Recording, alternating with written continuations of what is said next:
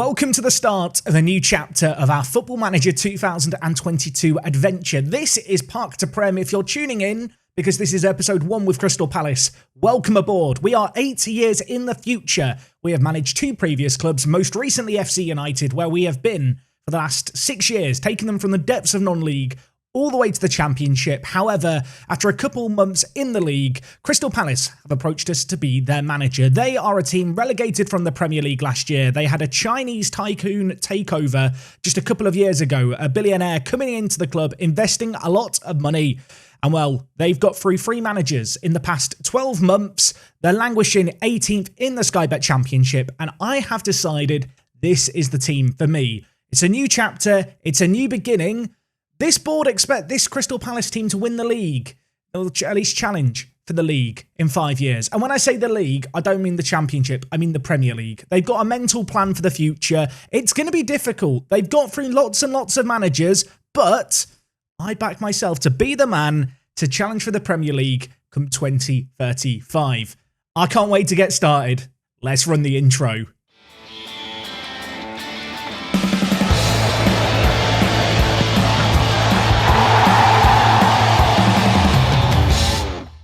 So here we are, folks. This is official. It's the start of a new week. It's the start of a new chapter of Park to Prem, and I'm really excited to get started. We are heading over to London to manage Crystal Palace. I've already kind of set the scene a little bit, but of course, last episode, our final episode with FC United, we kind of talked all about the Crystal Palace scenario. So if you want to get a good idea for exactly where we're going, you can, of course, watch that video. What you need to know is there is a billionaire owner of this Crystal Palace side. He has lofty ambitions. Their squad is a mess. They've got amazing infrastructure. And I've got to be the man to try and, build up a little bit of stability in what I believe is a landmark season for Crystal Palace. I want to say it's their 125th year. Just to confirm, it is the club's 125th year. Founded in 1905, this is a Crystal Palace team that for a number of years in this save game have been a yo-yo club. They've gone up and down. Last year, they of course finished 18th. The year before that, they finished 9th. They've had the odd year where they've done well in the Premier League, but they've just been bouncing back and forth. They've burnt through a lot of managers over the last kind of year or so, especially with the new owner. I want to try and build a little bit of stability. That isn't going to be easy because, as you can see here, there is just a ridiculous amount of first-team players who all want to leave the club because the team's been relegated. The dressing room atmosphere is poor. And just to give you a little refresher as to how the Sky Bet Championship table is looking, Crystal Palace currently in 18th, which, when you consider that in the pre-season kind of preview, they were back to win the league, back to be the number 1 by a country mile and have a number of players in the Media Dream 11, it's safe to say that things really haven't gone to plan at the club. So they have got this tycoon owner. There is £111 million in the club balance, a ridiculous amount of money being invested. Our transfer budget is going to be £20 million. There is a large wage budget, although a lot of it is being spent. We will, of course, look to get in some of our own signings come January. And, I'm probably going to look to get rid of Ivan here, who is currently on £170,000 a week. That is 3 times the wage spend I had on FC United's wages on a singular player. And I'll be honest with you, he's not very good. The kind of player who I'm probably going to look to sell for whatever price I can. For people wondering, the captain here at Crystal Palace is Jordan Pickford. He's been at the club a fair few years, the 36-year-old, a good little bit of experience. And our vice-captain is Facundo Torres. Of course, we are 8 years in the future. If you're coming in, watching this series for the first time, down in the description, I will put a playlist for Park to Prem so far. If you want to find out how we got to this point, I recommend doing it. But of course, we are in the future. We are in the age of regens of sorts. Although when I actually look through this team, plenty of real players here. Players like Brian O'Day, who I think is possibly the best player in this team. A tremendous talent, the 28-year-old. Has a slight concern. Wants to leave the club. I mean, that applies to just about everyone. As you can see here, he was signed for £47 million. And then they got relegated. And so far in the Championship, he's on a 6.68 rating, which I think is a pretty good indicator that his unhappiness is impacting his first-team performances. Elsewhere in the team, the highest-rated player in terms of stars by our staff is Ravil Taguere. He is a Turkish centre-back, 27 years old. I'll be honest, he looks good. I wouldn't say he looks amazing. I also get a little bit upset and concerned, I suppose, when I see that he's got inconsistency as a trait, especially for a player who is valued so highly. He wants to leave the club. There is interest from both Liverpool and Newcastle Of course, Newcastle in Football Manager this year have a load of money. I would like to maybe cash in on some of these players and really look to reshape this team because there are just so many players wanting to, well, get out the club. Unfortunately for us, it's obviously the transfer window's closed. It's not going to be easy to shift these players, but we'll see what we can do. The first episode at a new club is always a bit exciting because there's just so much to cover and talk about. So what I've done is I've had a little bit of a look at the team, looking at what pieces of the puzzles we've got. One glaringly obvious issue is the fullback area. We don't have any good wing-backs. We don't have any good players going forward. Our star fullbacks are Luan, who is an either-footed centre-back who just so happens to be able to play on the left and right-hand side. I do actually quite like the look of him, even if he isn't very good going forward. And out on the other side, we've got Maringigo. I think that's how we'll say his name. We'll go with it. We'll do it live. Look, he is a right-back. He's not very good. He's in on loan from Arsenal. He's probably a better centre-back, but I absolutely hate the fact he has a competitive streak. He isn't going to have any long-term ambitions to sign for us. And with all the money that we've got at the club, it almost feels like a bit of a waste that we have got so many of these players in on loan at the team who well, let's be honest, they're not our own players. We could probably just afford to buy players just as good. Speaking of loanees, another player who I've got pretty high hopes for is this guy, Gareth Keene. I'm going to hope I'm saying it correctly. Spanish speakers in the chat, in the comments, let me know how to say his name. He's a good little striker, though. He is very, very quick, super consistent, in on loan from Liverpool. His value is extremely high. I think the reality is we won't ever be able to sign him permanently, but at least for us, he is one of our better striking options, which is a bit concerning because he's only got 11 finishing, but if there's anything we've learned from Park to Prem this year, finishing doesn't seem to matter anyway in Football Manager. Now, the centre mid position is an area where we've got a fair few creative players, not any amazing defensive players. We've got Loser, who I think is a winner. He's going to be playing as our deep line playmaker, at least to start the year, in a 4-3-3. We have joined during an international break, which is kind of nice because it gives me a little bit more time to do admin-y stuff before our first game in charge, which incidentally is against the team bottom of the table, Salford, who just 2 episodes ago at FC United we played and beat 2-1. So we have a chance to take on a team that we know how good we did against them not that long ago. We'll be able to see how good this Crystal Palace team is on the pitch by comparison, with kind of a direct comparison of performances against the same opposition. I feel like I used a lot more words than I needed to explain that, but hopefully you could follow that sentence I just said. Words are hard. Elsewhere at centre mid, we've got Manu Kone here, signed from Leipzig, if I'm not mistaken, just this year for £14 million. He's not had the best start to his time at the club, but I do like the look of him. He's a very, very good player, super well-rounded, 29 years old, in his prime. He is going to be playing at centre mid for us, and alongside him, we've got Giagon, or Giagon? Look, answers on a postcard. Fantastic hair. He is very, very creative. 18 vision, 15 passing, 16 agility. He is a really, really talented player, can play centre mid and centre attacking mid. We do have a lot of players with a lot of kind of passing ability, creative flair, and for that reason, for tactical style, I think we are going to use a tiki-taka style. We have high-quality players for this level of football. I want to dominate possession, knock the ball around with confidence, and just humiliate other teams. That is the objective for this season when it comes to on-the-pitch performances. Now, as I already mentioned, our first game in charge is against Salford. It's going to be away from home in 12 days' time. Between then and now, I'm going to go and sort out the staff a little bit, set up all the scout assignments, coaching assignments, all the little bits of admin that you have to do when you come to a club for the first time. Now, I already talked about the board's desire to challenge for the Premier League title in just 5 years' time. One thing I hadn't noticed is they have expectations this year, at minimum, to reach the quarter-final of the EFL Cup and the FA Cup. They're quite lofty ambitions for a championship club. Now, the good news is the team have already made it to the EFL Cup Quarter-Finals. That is a weight off my shoulders. We have been drawn against Manchester City. Obviously, the FA Cup is yet to really get going, but in a year where I was probably, when I first joined, thinking we'll bin off the cup competitions and just try and get to the playoffs if we can and really turn the season around, I am going to have to make bit of a concerted effort everywhere, it feels like. So right now the side is on 14 points, only 10 points off the playoffs. They've sacked their previous manager very early on into the season. He was gone, I think, after 12 games. Then obviously they played 2 games whilst on the search for a new manager. I'm hoping they'll give me time if we need it. Of course, this could be a weird save game where we get to the Premier League, do quite well, and they just sack me anyway because of that club kind of expectation to challenge for the Premier League in 5 years' time. Elsewhere, if you're wondering in terms of other plan bits and pieces and club cultures. They want counter-attacking football. They want to develop players using the club's youth system, make the most of set pieces. A big focus on youngsters really with this team, bringing in young players, spending the budget that we have. You might have caught it, but in the 2 years that the owner has been at the club, they've invested insane amounts of money into both the training and youth facilities. They are some of the best in the world. So I was hoping we would get some really, really sick youth intakes. I thought I'd join it with, say, Golden Generation. I don't want to talk about it. It's a poor intake projection. I mean, these have been wrong before. I don't think there's going to be anything to get excited about this year, sadly.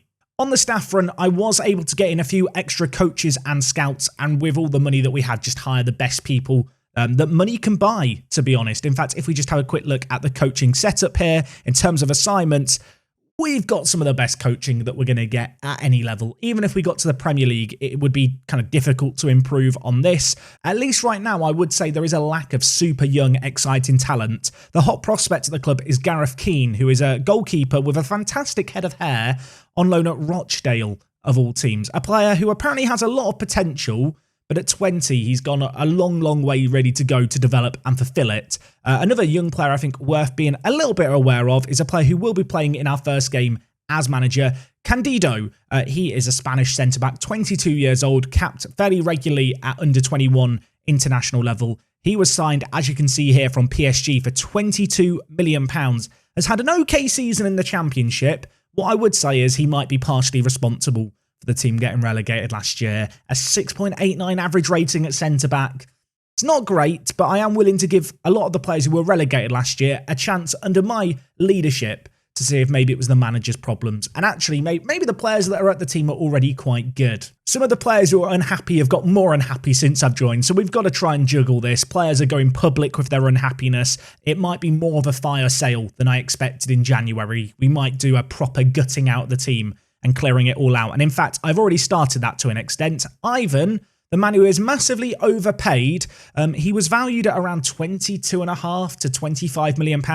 I've accepted an offer from Sheffield United of £12 million. I just want him off the wages. Just frankly, his wage demands are ridiculous for this level. They are almost double anyone else in the team. He's not even in my starting 11 when I look at our best players at the club. So hopefully, fingers crossed, touch wood, he's not going to turn down the move to Sheffield United. And that will be one of the very long line of players that are complaining dealt with. Yeah, I feel like it's going to be a long couple of months trying to deal with all these players being unhappy. Just looking at the club hierarchy, you can see here the likes of Eze, Dan James and Pickford considered the real leaders in the dressing room. Dan James, aged 33, is a bit of a pace merchant in Football Manager. He's got a load of caps for Wales. He's a good player. I am conscious of the fact he's getting old. His physicals are eventually going to fall off a cliff. His actual contract expires at the end of the year, so probably not going to look to renew it. We've already talked about Pickford, but also Eze, one of the few players who I believe starts at Crystal Palace at the start of a regular save game, who is still at the club. He's been here for a long, long time now, aged 32. He's a super creative player. This year for us, I think he could be a little bit of a super sub. Anyway, I feel like I've done a pretty good job of explaining everything that's going on here. It's always a bit of a hectic, crazy time when you move into a new club. It's like moving house, but the Football Manager equivalent. Tactically, I have tweaked things a little bit since I kind of showed you my initial thoughts. We are going to try inverted wingbacks because why not? We've got two wingbacks who aren't amazing going forward. Both are kind of players perhaps more suited to playing centre-back, but they both play on sides where they can cut in on their stronger feet. So rather than have them look for the overlap, we're going to see what they can do as inverted wingbacks. I feel like within a kind of tiki-taka possession-based system, inverted wingbacks can work quite well. I don't think, used them on a YouTube save game before. Whether or not we'll stick with them remains to be seen, but a bit of experiment needed. Elsewhere, I think we've already talked about all the players in the starting 11, so you know what? We've delayed it long enough. Let's try and win our first game in charge. Okay, away from home, I'm not expecting things to be simple, but I am expecting us to get a win here against the team who are bottom, and they've scored a set piece inside the first 2 minutes. I mean, what happens if I do actually get sacked? That is something that did come up in the comment section. You know, Jack, the Crystal Palace chairman has sacked a lot of people. Are you concerned about that? I mean, I'll be honest, lingering in the back of my mind, it's been a long time since I was sacked in Football Manager.